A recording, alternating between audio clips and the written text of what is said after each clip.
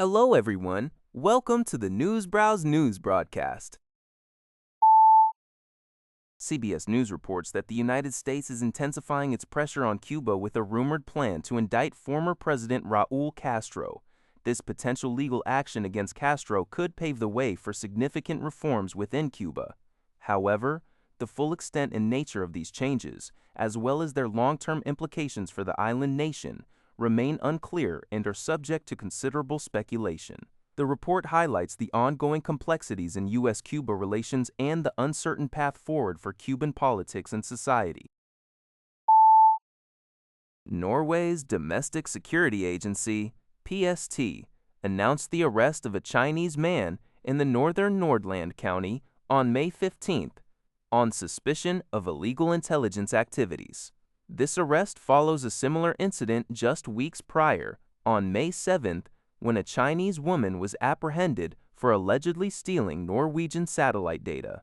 According to PST prosecutor Blom, authorities suspect that a company registered in Norway was used as a front to assist Chinese state actors in establishing a receiving station to download data from polar orbit satellites.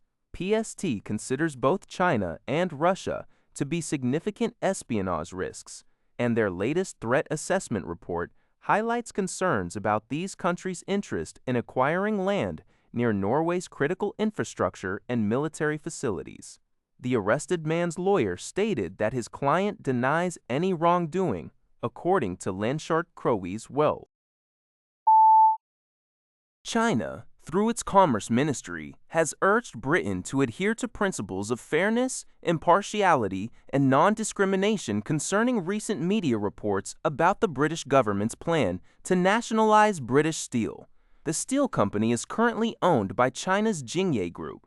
A spokesperson for China's Ministry of Commerce emphasized that the British government has already been in control of British steel for over a year since taking it over from the Chinese company. China stresses that any actions taken by Britain must fully acknowledge the substantial investment made by Jingye Group in the British steel industry and its significant contributions to the British economy and society. The ministry called on Britain to respect the Chinese enterprise's will and market principles, avoid the abuse of administrative coercive measures, and actively pursue a fair and just solution acceptable to both parties. China.org.cn reports that Beijing will closely monitor the situation and take firm measures to protect the legitimate rights and interests of Chinese enterprises.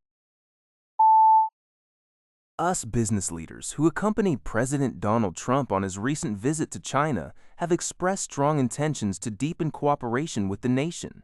According to China.org.cn, representatives from American enterprises visited the China Council for the Promotion of International Trade, CCPIT, to discuss collaboration in diverse fields, including technology, aviation, and agriculture. Brian Sykes, chairman and CEO of agribusiness giant Cargill, which has operated in China for over 5 decades, conveyed encouragement from recent discussions, noting positive communication and a promising direction for bilateral ties.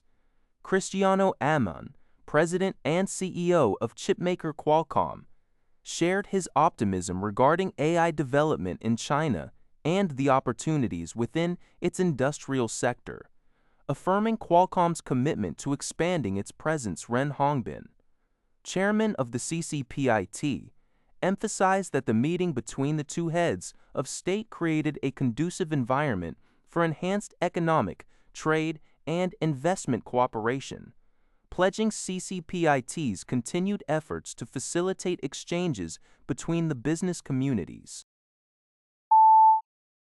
According to Linke Zabao, U.S. President Donald Trump's special envoy for Greenland, Louisiana Republican Governor Jeff Landry, arrived in Nuuk, Greenland, on Sunday for a multi-day visit. This marks Landry's inaugural trip to the autonomous Danish territory since his appointment last December. He is scheduled to participate in an economic forum, Future Greenland, hosted by the Greenland Chamber of Commerce on May 19th and 20th, which aims to attract investment to the island, The U.S. ambassador to Denmark is also expected to arrive on Monday. A statement from the U.S. consulate in Nuuk indicated that the delegation seeks to meet with a broad spectrum of the Greenlandic public to foster economic opportunities, build civilian ties, and enhance mutual understanding between the U.S. and Greenland. This visit follows Trump's past threats to acquire Greenland due to national security concerns, claiming it could otherwise fall into Chinese or Russian hands. Greenland's Premier Nielsen stated on May 12 that while negotiations with Denmark and the U.S. had progressed, no agreement had yet been reached. That's all for this video. Thank you for watching. See you in the next video.